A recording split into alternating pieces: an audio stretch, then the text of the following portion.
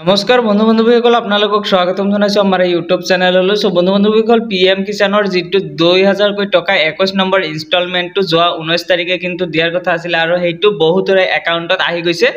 আপোনাৰ একাউণ্টত আহিছে নে নাই কেনেকৈ জানিব সবিশেষ জনাম এইটো ভিডিঅ'ৰ জৰিয়তে। আপুনি আপোনাৰ মোবাইল ফোনৰ সহায়তে অতি সহজতে চেক কৰি জানিব পাৰিব আপোনাৰ বেংক একাউণ্টত টকাটো আহিছে নে নাই কেনেকৈ জানিব সম্পূৰ্ণ প্ৰচেছটো এইটো ভিডিঅ'ৰ জৰিয়তে দেখুৱাই দিম। তাৰ আগতে সৰু এটা ৰিকুৱেষ্ট, যদি আমাৰ ইউটিউব চেনেললৈ প্ৰথমবাৰৰ কাৰণে ভিজিট কৰিছে প্লিজ চেনেলটো সাবস্ক্ৰাইব কৰি বেল আইকনটো বজাই দিব আৰু ভিডিঅ'টোত এটা লাইক কৰি দিব।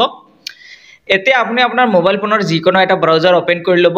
মই গুগল ব্ৰাউজাৰটো ওপেন কৰি লৈছো। ওপেন কৰাৰ পিছতে সাৰ্চ বাৰত সাৰ্চ কৰি দিব PFMS বুলি।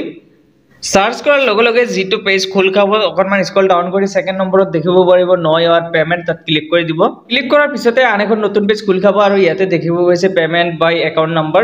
প্ৰথমতে আপোনাৰ বেংক নেমটো ইয়াতে সিলেক্ট কৰি দিব লাগিব। আপোনাৰ যিটো বেংকৰ একাউণ্ট আছে সেইটো আপুনি ইয়াতে লিখি দিব বা আপুনি সাৰ্চ কৰি ইয়াতে পাই যাব। তাৰ পিছতে দেখিব গৈছে ইন্টাৰ একাউণ্ট নম্বৰ, আপোনাৰ যিটো একাউণ্ট নম্বৰ আছে সেইটো ইয়াতে বহুৱাই দিব।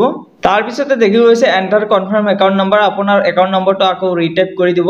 তাৰ পিছতে তলত দেখিব গৈছে এটা ওয়াৰ্ড ভেৰিফিকেশন, আপোনাৰ অৰ্থাৎ ক্যাপচা কোড, এইটো আপোনাৰ যিটো আহে সেইটো আপুনি ফিল কৰি দিব। তাৰ পিছতে তলত দেখিব গৈছে সেন্ড OTP অন SMS, তাত ক্লিক কৰি দিব। সেন্ড OTP ত ক্লিক কৰাৰ লগে লগে আপোনাৰ একাউণ্টৰ সৈতে যিটো মোবাইল নাম্বাৰ লিংক আছে সেইটো মোবাইলত এটা OTP যাব আৰু সেই OTP টো আপুনি ইয়াতে বহুৱাই দিব লাগিব এন্টাৰ OTP ত।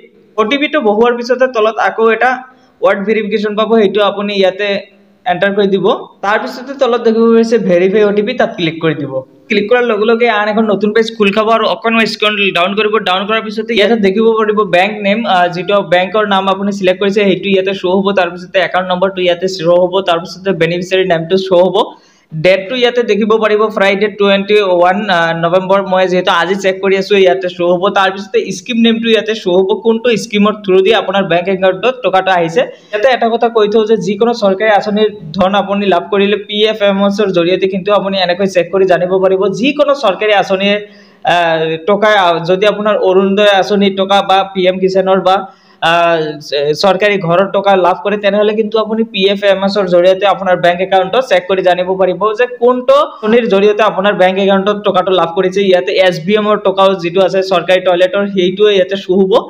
ইয়াতে দেখিব পাৰিব স্কিম নেম, তাৰ পিছতে এজেন্সি নেম, তাৰ পিছতে ইয়াতে ডেটটো শ্ব' হ'ব, তাৰ পিছতে একাউণ্ট হোল্ডাৰজনৰ নাম শ্ব' হ'ব। এনেকৈ কিন্তু আপুনি অতি সহজতে চেক কৰি জানিব পাৰিব আপোনাৰ বেংক একাউণ্টত টকাটো আহিছে নে নাই।